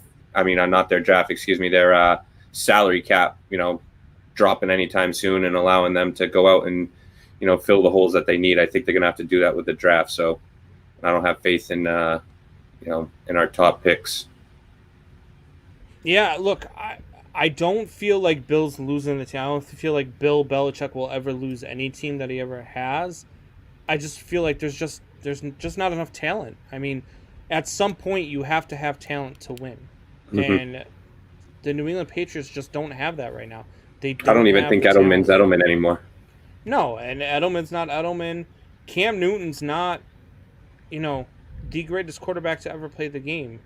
He's not, but he was 9 of 11 at one point, when he had that interception. I mean, I don't think he's hurting the team by any means, and I don't think Tom Brady elevates his team, much more than where they're at now with the offensive line play. So, well, that's what I'm saying. I mean, he's not a horrible quarterback. I mean, he's a former MVP. He's a great quarterback, but he's not. I guess that would be more of the question: is did Tom Brady lose faith in Belichick more than is this team or is any other players? See, this is the one we just got into. Look, Mike, you're wrong. Tom Brady didn't make Bill, and Bill didn't make Tom Brady. This is the argument that everybody outside of New England wants to get into. Tom Brady and Bill Belichick were Jordan and Pippen. They needed each other to win. That's just what it was. Peyton Manning would have put up the same numbers. LeBron and D. Wade, that's what these guys were. These guys were the guys that they needed one another to get one another over the hump. Tom Brady didn't make Bill Belichick, and Bill Belichick didn't make Tom Brady. Tom Brady was the greatest quarterback of all time, still is the greatest quarterback of all time. Bill Belichick might be the greatest coach of all time. Obviously, there's a guy who has his name on the Super Bowl trophy that might have a claim to that, but Bill Belichick is definitely the greatest coach we've seen in our lifetime. We've never seen a coach like Bill Belichick. Never, ever. And if you say you have, you're lying and you're wrong. I mean, you obviously just don't know the game, or you just don't like the Patriots. Either way, you have to be a realist. Bill Belichick is the greatest coach we've seen in our time in the NFL. Period. And I'm not dogging him on that. I'm just dogging on his draft capabilities, and I think it's more so Nick Casario than it is Bill Belichick when it comes to the draft, because obviously Belichick is game planning and so yeah, I would credit that more so to the scouting staff. And the past several years, Nick Casario's wanted to go to the Texans, and Belichick's put the axe on that, and I think this year his contract's up, so I don't think there's much of a choice. But I think this year we find a new personnel assistant for Bill and see what we can do in the draft. Mike says lies, lies, lies. Let me get my boots. You get your boots all you want, but I'm telling you right now, if you don't say that Bill Belichick is the greatest coach of your lifetime or even your father's lifetime, then you're wrong. You're just wrong. There's no way to put it. It's not a debate. It's not a matter of opinion. Bill Belichick is the greatest coach of our lifetime. Tony Dungy in New England wouldn't have done what Bill's done. No, none of the guys would have. Bill Cowher didn't do what Bill Belichick has done. Bill Cowher's another one who is he's out of the league because of Bill Belichick. But yeah, Bill Belichick is the greatest coach of our lifetime, and Tom Brady is the greatest quarterback of all time. I don't care what anybody says. He did more with less. He did more than Montana with less. It's just plain and simple. Mike I don't says blame Manning's him for moving greater on than this year. Brady. You're out of your mind. Manning's greater. Peyton Manning couldn't beat Brady. He beat him twice, and that was it. So, kudos to him on those 2 wins, but, come on. There's Jesus Christ. Andy Reid is greater than Bill Belichick. Look, Mike. Why did it take him so long? Look, I'm going to plead with you right now, sir. If you could just put down the pipe and stop smoking whatever it is that you're smoking. Because, Andy Reid is by far the worst clock managing coach of all time. He cost the Philadelphia Eagles more playoff wins with his clock management than any team I can ever remember. He cost them a Super Bowl because of his clock management. They absolutely should have beat the Patriots that year. But Belichick would have won them a Super Bowl with Alex Smith, never mind Mahomes. Yeah. 100%. Yeah, now we know you're off your rocker. Now we know you're on the pipe tonight. Yeah, only because he's got the Buck and Hoffy mixed up. Yeah. You can leave the combs in the back. Oh, all right. You're supposed to have my back, Hoffy. Oh, sorry. Bears are the best team in the league. Ethan. Oh, settle down. Ethan, I'm a Bears fan, and I love your enthusiasm. Half chub. I love your enthusiasm. As you can see, I got the Bears shirt on. I got the salute to service on. I got the Peyton hanging up in the background here with the Lance Briggs helmet next to it. Look, I love the Bears, but they're not the best team in the league. Best running back to never score a touchdown in the Super Bowl. Fuck you, Robbie. The Bears, let's see. Ethan says only had one bad week. You're right. The Bears have only had one bad week. I would argue that they've had a few more bad weeks than that, but they found a way to win, and that's what good teams do. Good teams find a way to win. The Bears are a very good team. I picked them at 11-5 before the season. Everybody told me I was nuts. Everybody told me I was a homer. That wasn't the case. The Bears are an 11-5 team. The Bears are going to compete for this division title. But best teams in the league, you're still at the Kansas City Chiefs. You're still at, even though they got smoked today, and I understand everybody's riding the Aaron Rodgers got beat by Tom Brady today, the Green Bay Packers are still better than the Bears right now. As much as I want to throw up in my mouth every time I say it, it's the truth. The Baltimore Ravens, maybe. Though I think the Bears defense could shut down Baltimore.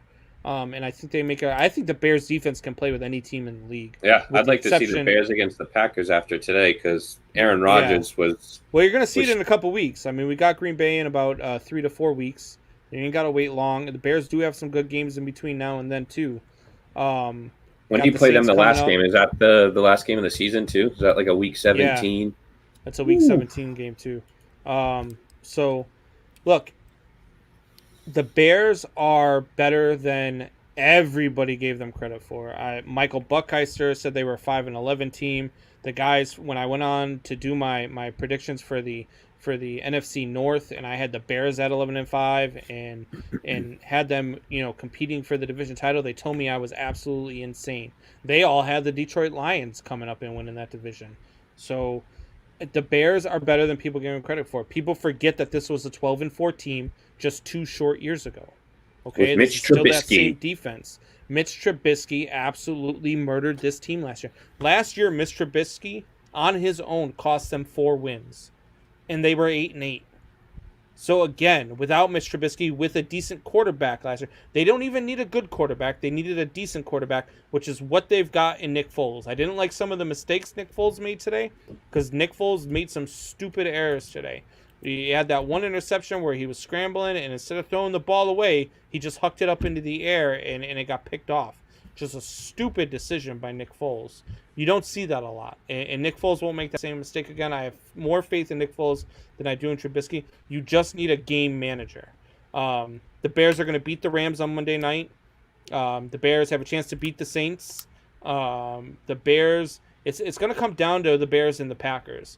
If the Bears and the Packers can take 1 out of 2 from the Packers, then the Bears will win this division.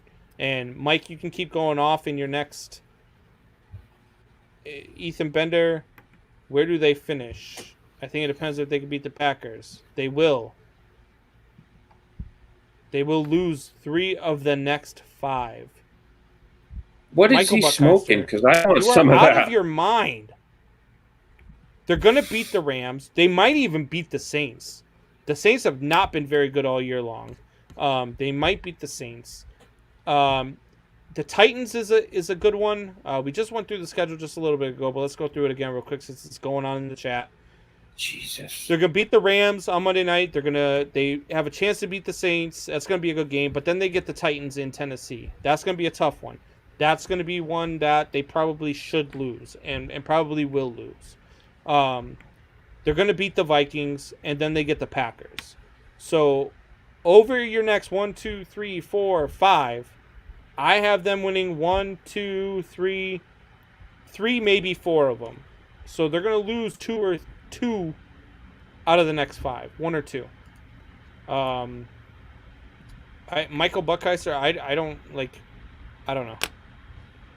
He's so bad. I think you're talking about Michael Buckheiser, I hope, because yeah, he is.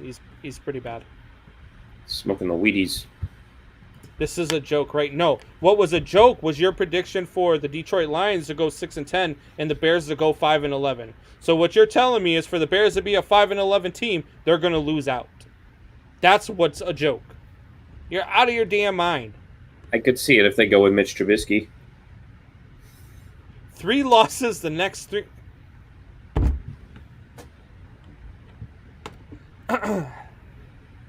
And he coaches high school football. Look, Mitch, I'll tell you right now. Look, I'm going to put it right in the chat right now. Hold on. You guys will see it here in just a second.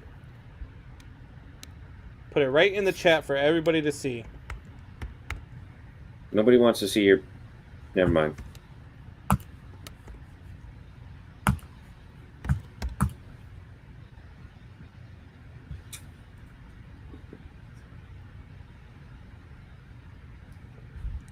Trubisky is better than Buck.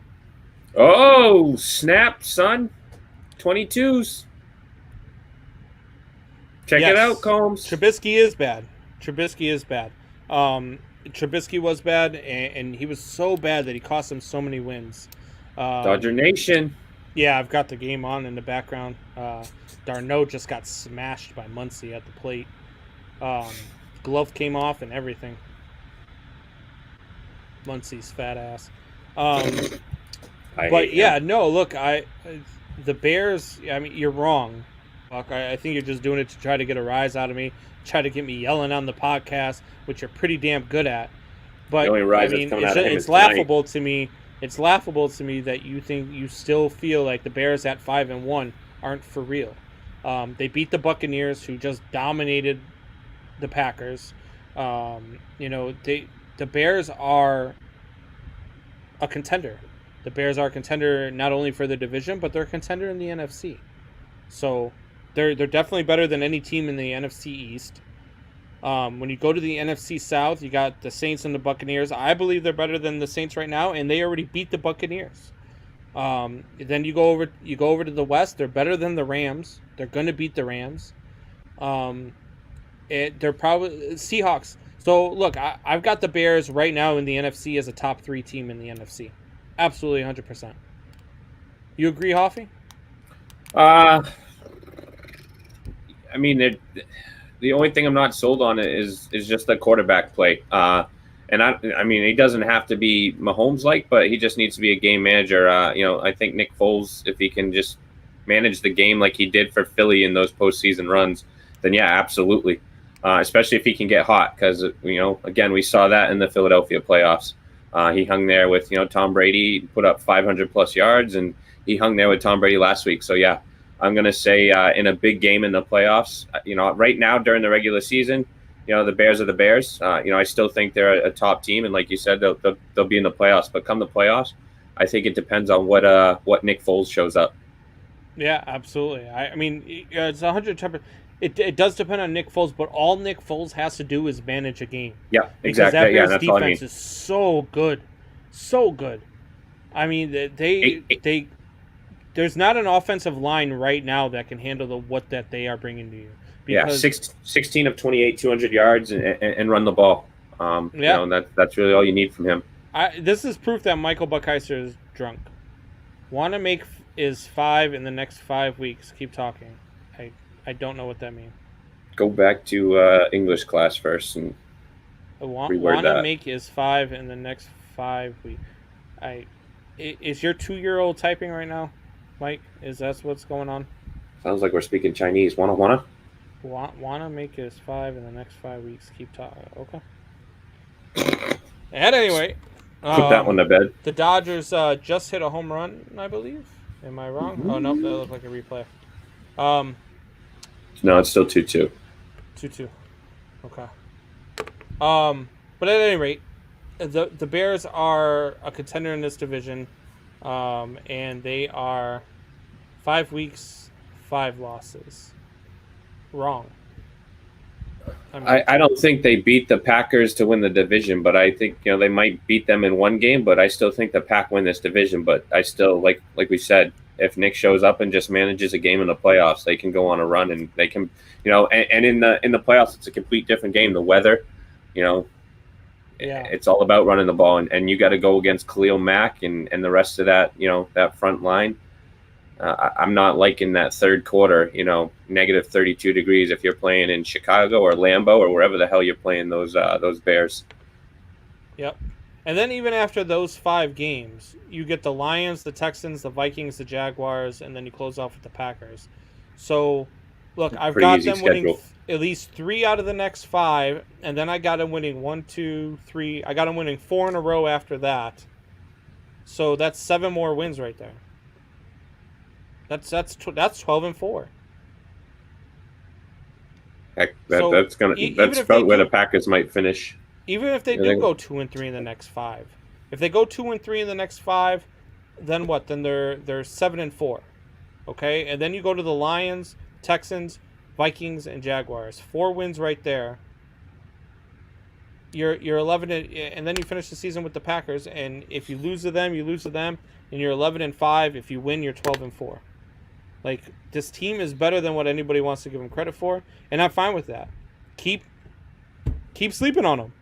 Haters gonna hate. I mean, yeah, I'd like for people to keep sleeping on them because I don't want anybody to start picking them. Because you got some haterade in that playing cup, with a chip on their shoulder, and they're going to continue to play with a chip on their shoulder, and let them sneak up on everybody. I don't care. That's what happened with Tennessee last year. Everybody kept sleeping on them. Ryan Tannehill's not that good. They can't do this. They can't run the ball. Derrick Henry is only good here and there. If you can stop Derrick Henry, you can stop the Titans. And they were a game away, and they had the lead in the AFC should have won that game. They managed the game correctly. I mean, keep sleeping on them, Mike. I mean, I wish you would, because at the end of the year, I'm going to laugh at you. Even if they the Lions are 6-10 and the Bears are 11-5. What's that? Even if they lose in like the first or second round of the playoffs? Yeah, because this is a win-win for the Bears. The Bears have nothing to lose. The Bears came in with a dog quarterback. They have a really good defense, but a dog quarterback. And they let the dog quarterback start the year. He gets pulled. Nick Foles gets put in. Nobody expects anything from Nick Foles. Right now, anything...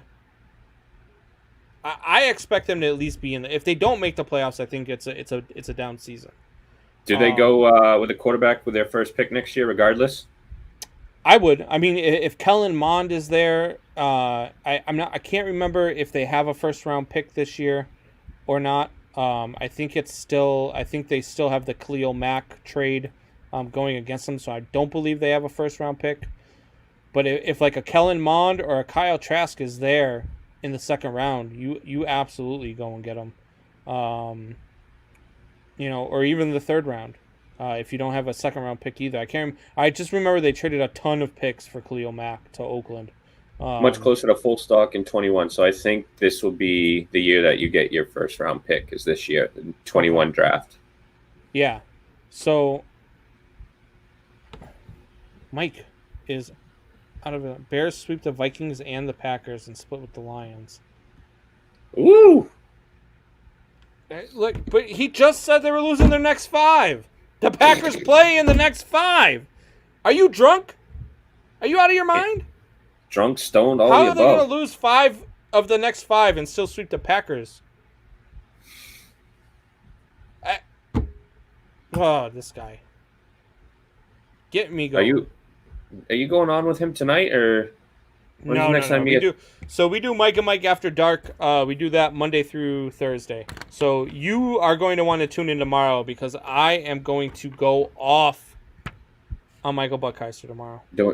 I don't watch your words there, buddy. Go off on... probably shouldn't be talking about going off on other men, especially not on air. I said go off, not get off. And if I went off on him, he'd love every second of it. As would you. Hey, keep it in the redheaded family, right? All right. So we're we're just gonna have a quick some break. boobs, though. We will be back here. Give us 30 seconds. Quick break, and we will be right back.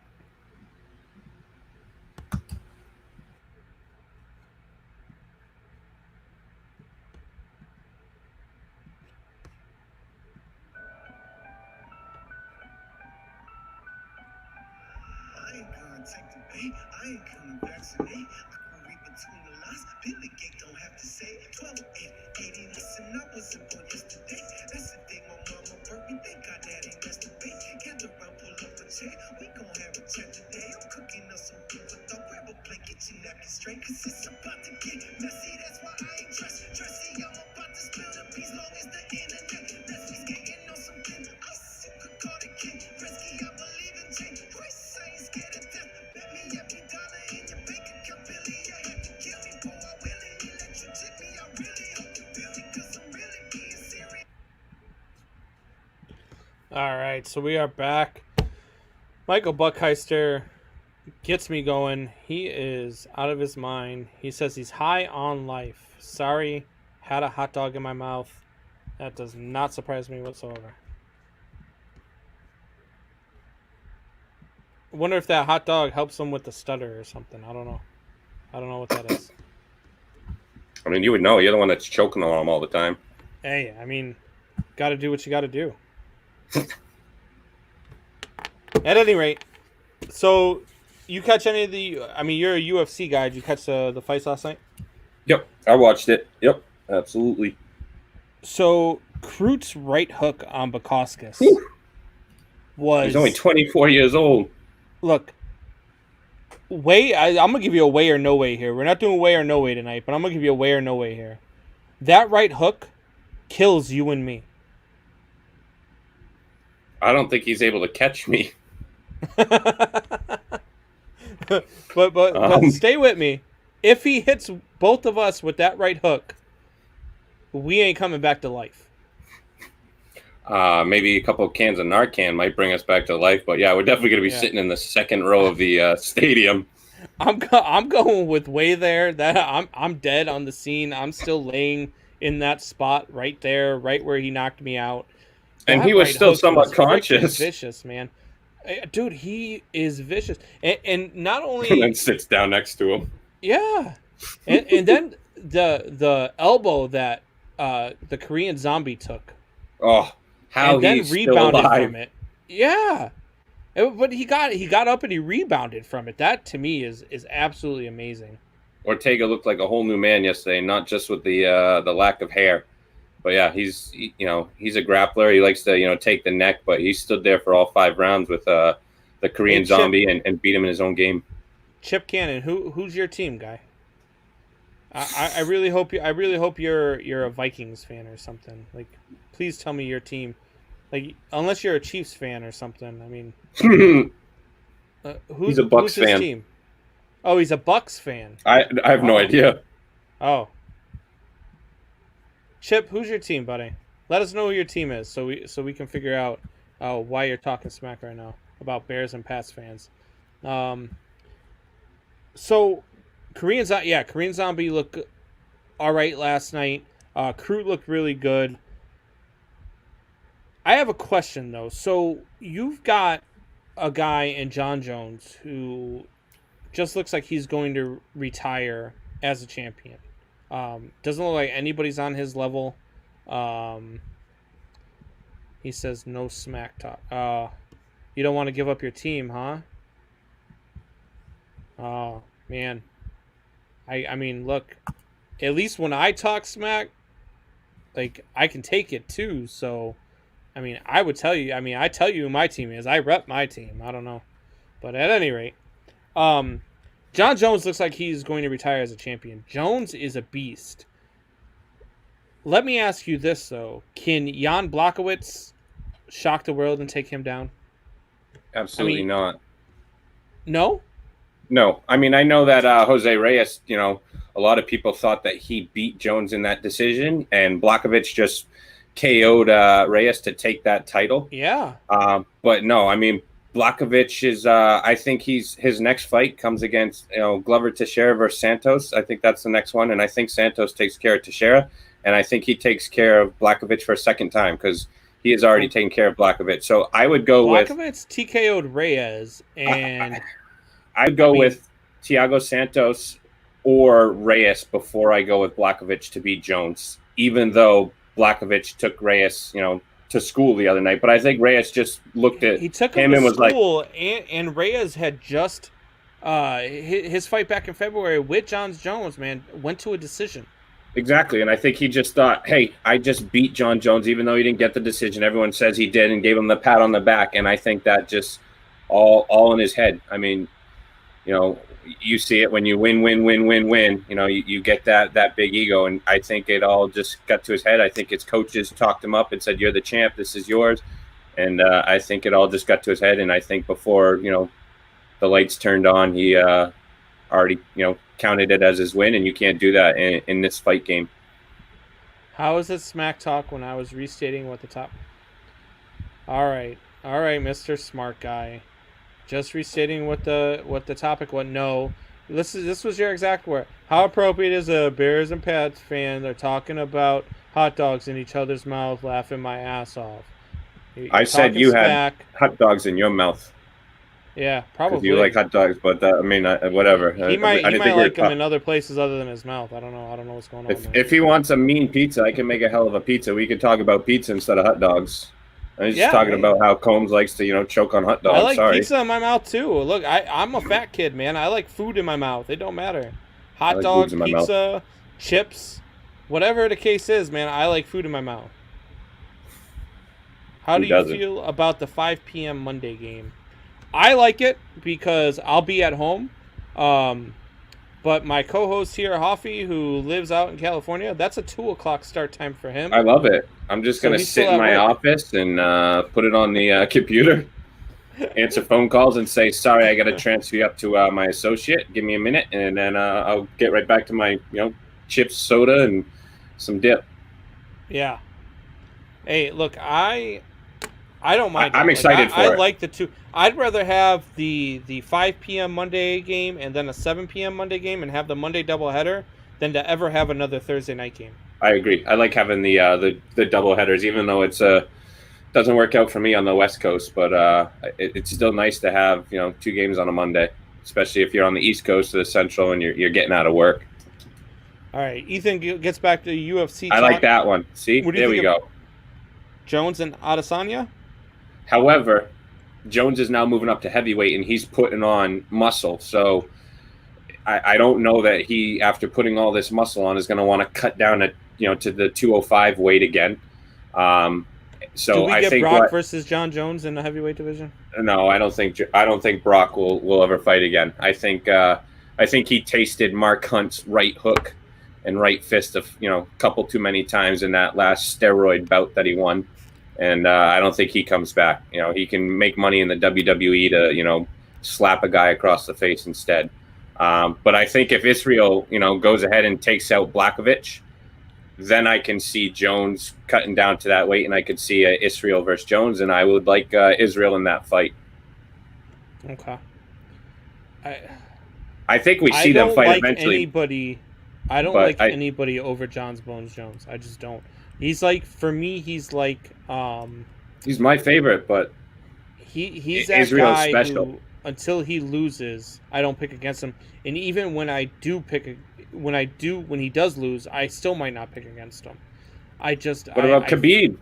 You got Khabib coming this week. He's 28-0. Nurmagomedov is. I know he would not against John Jones, but just talking undefeated fighters. Who do you got for Who do you have on your GOAT for fighters? John Jones or Khabib? Who's more impressive? Jones. Jones is a more impressive fighter career-wise right now. Nurmagomedov is on the list, but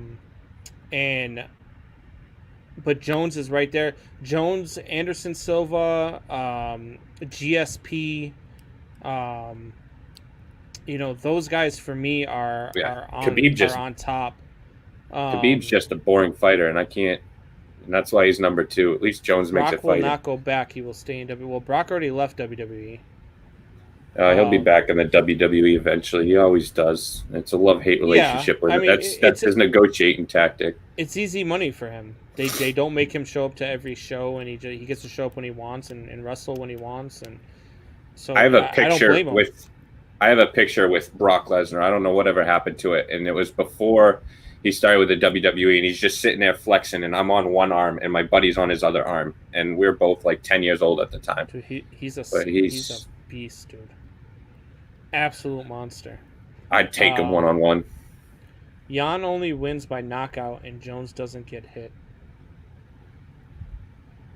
I mean, that's I mean, Jones just grabs him by the single leg, takes him down, and just hits him with the hammer fist and the elbows. And that's why I don't give him a chance, is because Jones's defense is just too good. So unless you're a point fighter like Jones, aka Reyes, Israel Adesanya, who's both, he can knock you out, but he chips away at the body, the legs, etc. So I think you have to be a point fighter and not someone that just goes out there with the guerrilla attitude. And Paulo Costa, if you put those two bodies together and you've never seen either of those two fight, there is no way in hell anyone would ever say Israel is gonna even stand a chance. And then they go into that fight, and Paul, he's dry humping him at the end of the fight. I mean, yeah. Do you think Jones is the GOAT? Says Ethan Bender. Yes, until Israel. I don't know if Jones is the GOAT. Silva was an absolute beast. He was dominant back in the day. Anderson Silva was 12 years he held on to that title. But he should have walked away. He's lost his should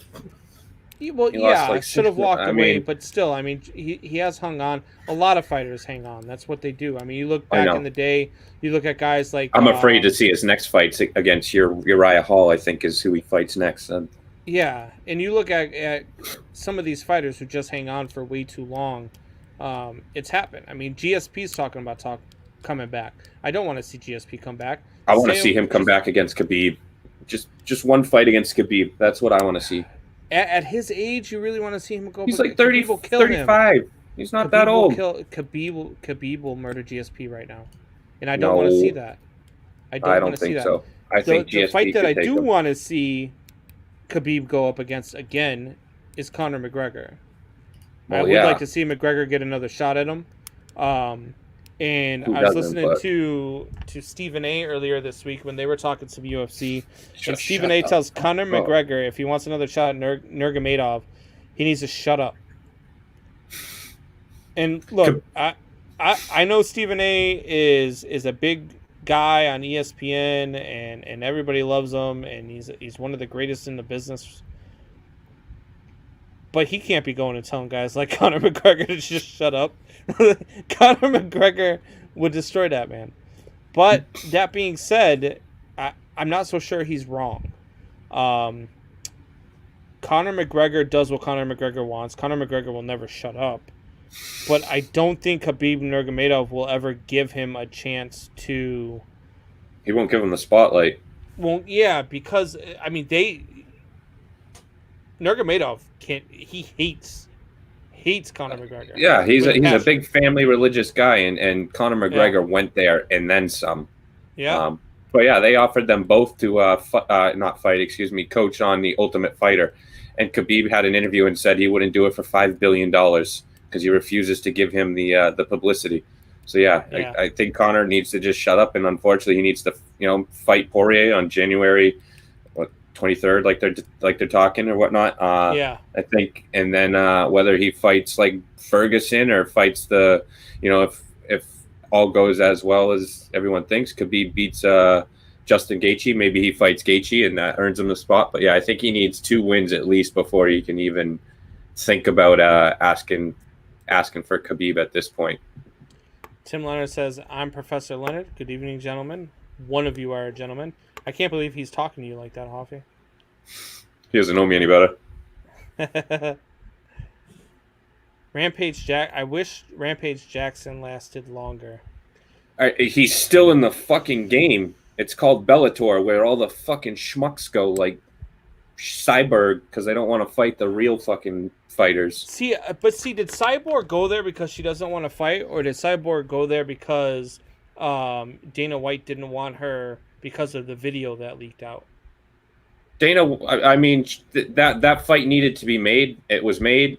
She came out swinging like a wild hog, similar to the Costa thing, and Amanda Nunes came out precise, Israel Adesanya like it. And so, yeah, I think, they need to go back and redo that fight. I do give her a chance if she goes in there with a game plan, but she did not go in there with a game plan. And then Dana White came out and said he offered that fight again, and she didn't want it. And then she doctored that video between her and Dana White saying, "Why you tell fans I don't want to fight when I wanted to fight?" And Dana says, "Oh, I never said that. I never said." So yeah, when her team doctored that video, that sealed her fate. But I don't think she wanted to fight Nunes. So even if like that video didn't come out, I don't think Dana White wanted anything to do with the Cyborg business anymore. Yeah, I like. And Cyborg. these last two fights, she's looked better than ever. So, and that's why I say I think she could compete with Nunes if she goes with a game plan. Absolutely, wasting away in Bellator. Absolutely. Strikeout Bear says this baseball game is good, bro. Every baseball game is good, if you ask me.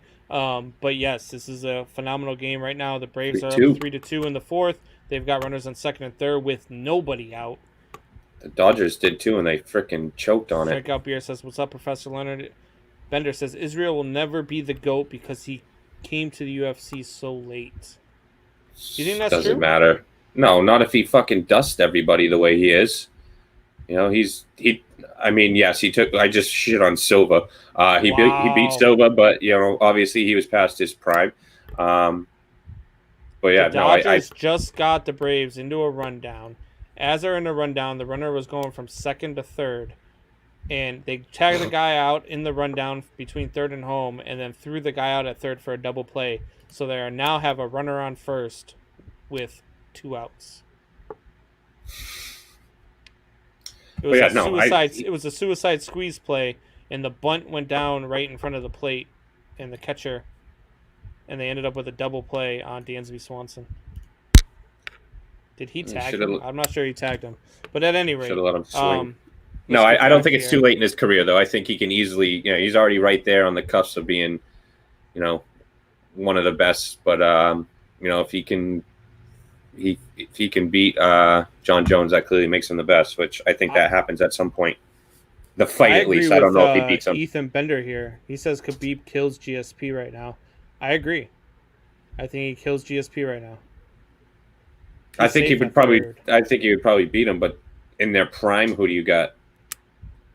In their prime, I think that might be the best fight we've ever seen. GSP in his prime was. I mean, even 2 years ago against Bisping, or however many years ago, he looked pretty stellar.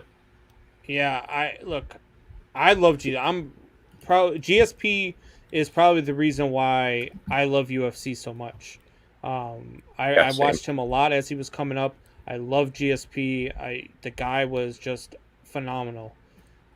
He's 39. I don't want to see GSP fight Khabib Nurmagomedov right now. I just don't. I didn't realize he was 39. I thought he was still like 36, 37. My fault. Yeah, never mind. He's 39, so. Yeah, I mean, he's my age.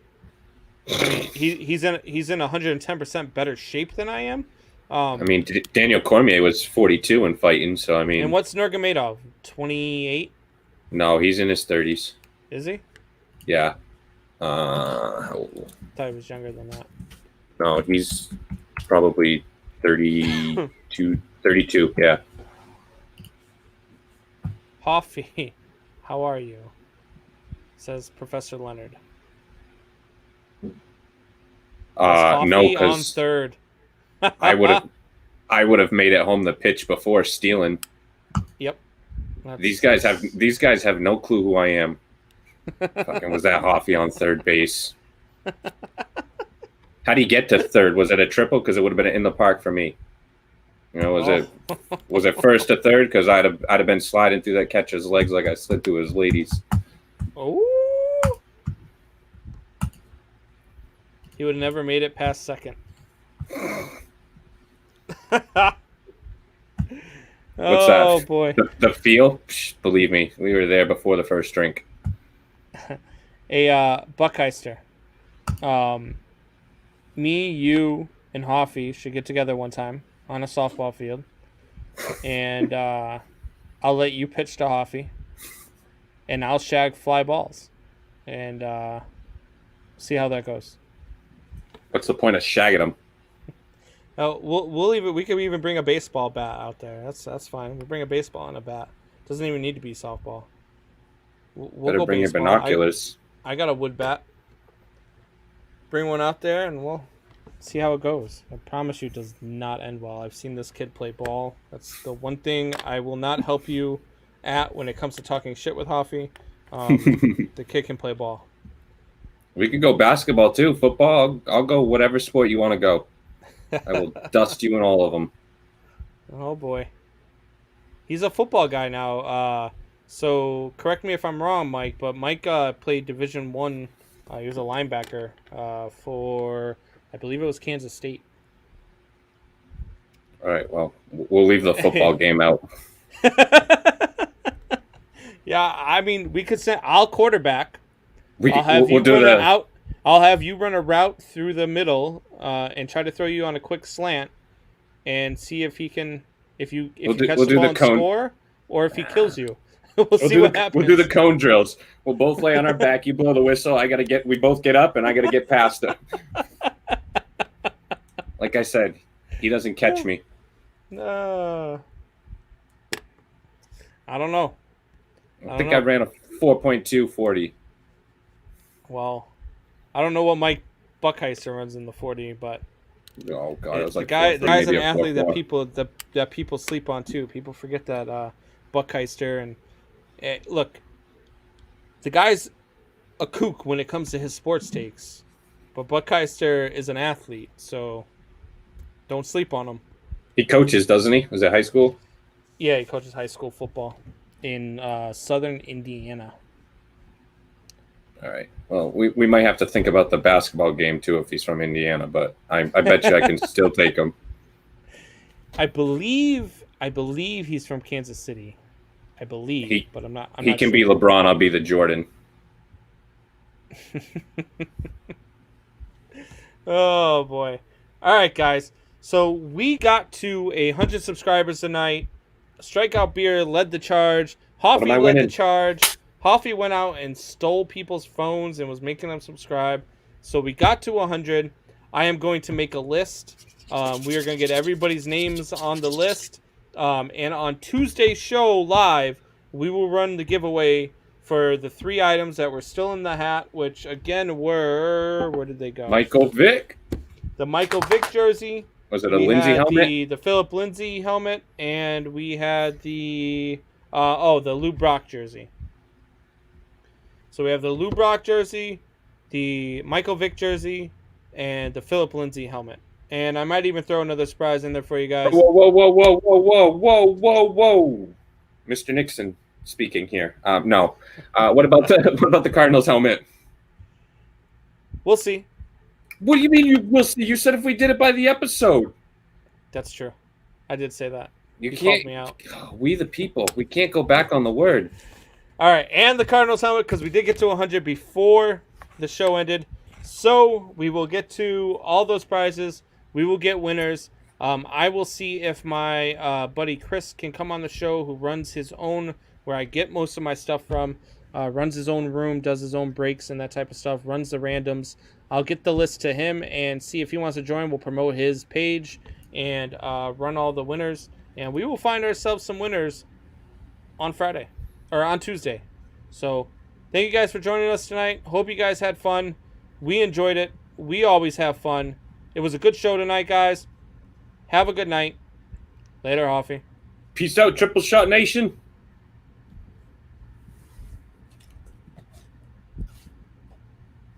I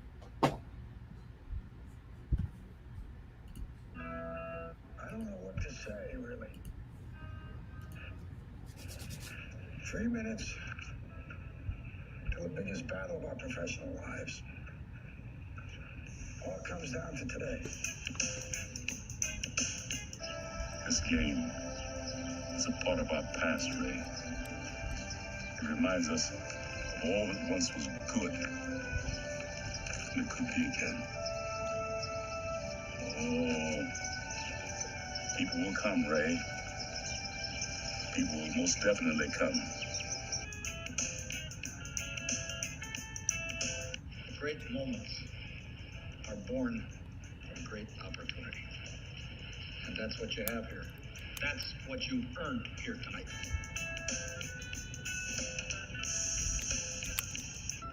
Their time is done. It's over.